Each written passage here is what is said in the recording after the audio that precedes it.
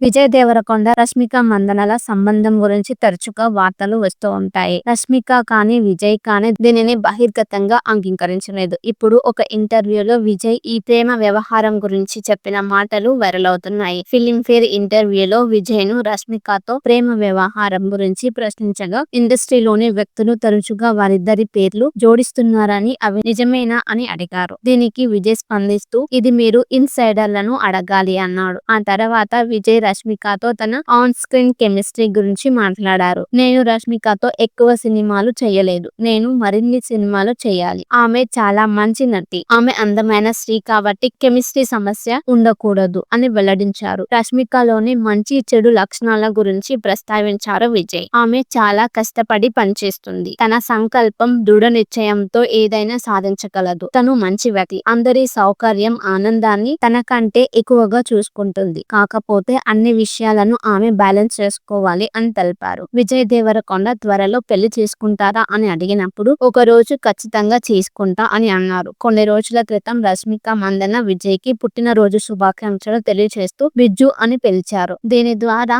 ఆమె ఆయనను ఎలా పిలుస్తుందో తెలిసింది. విజయ్, రష్మిక గీతా గోవిందం, డియర్ కామ్రేడ్ చిత్రాలలో కలిసి నటించారు. కొన్ని రోజుల క్రితం విజయ్ దేవరకొండ 14వ చిత్రం VD14 లో రష్మిక కథానాయకిగా నటించవచ్చునని వార్తలు వచ్చాయి. దీనికి రాహుల్ సంకృత్యన్ దర్శకత్వం వహిస్తారు.